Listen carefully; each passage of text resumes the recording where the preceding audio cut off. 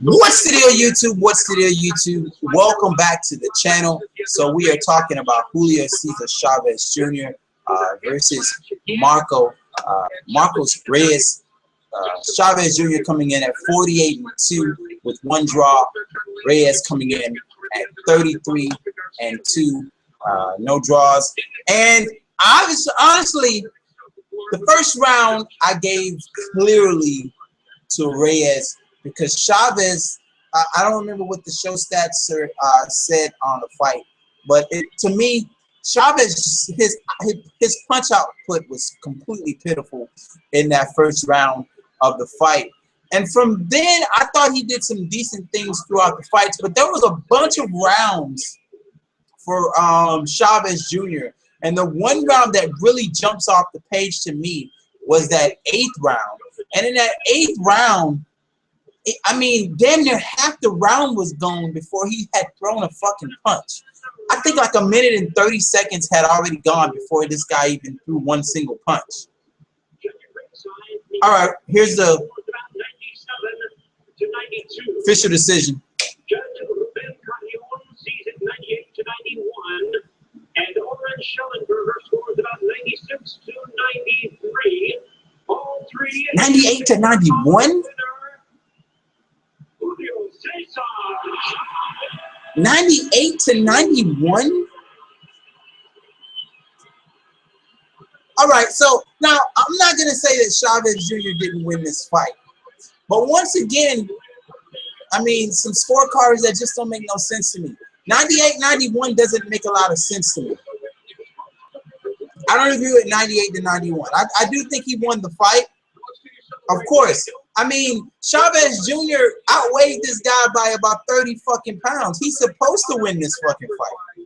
Come on, let's be real. His power, I mean, this was a guy coming up in a weight class. He's much, much bigger than this guy. To me, he would, if you look at the, hold on, let me see if I got some images here. I mean, Chavez Jr. has this guy by about 10 to 15 pounds.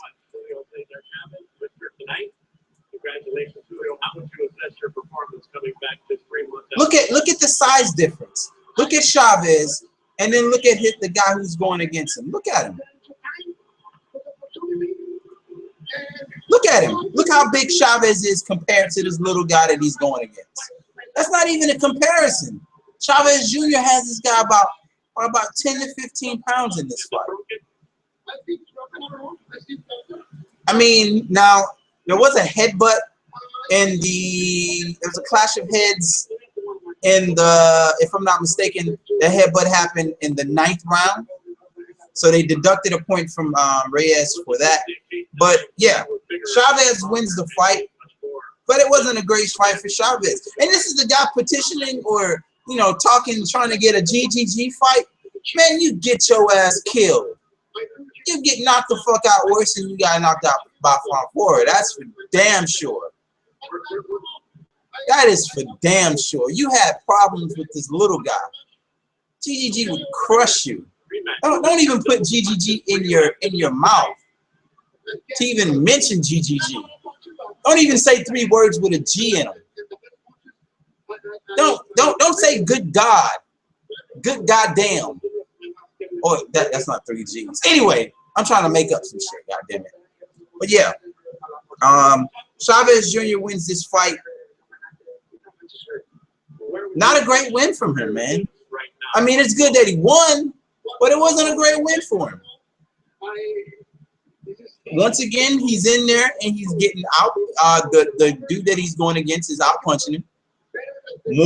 More punch output from his competitor. He was just a bigger, stronger man in this fight. I don't give him no props for that shit. They're asking him if he's gonna stay at 168. This was a catchweight fight. He came in at 170.8 pounds. If you saw my weigh-in review. Undisciplined, poor pacing, not enough punch output, having problems with a smaller man. He was supposed to dominate this fight, and he didn't. Anyway, guys, that wraps up my weekend. Next week, We will be talking about Dillashaw versus Burrell.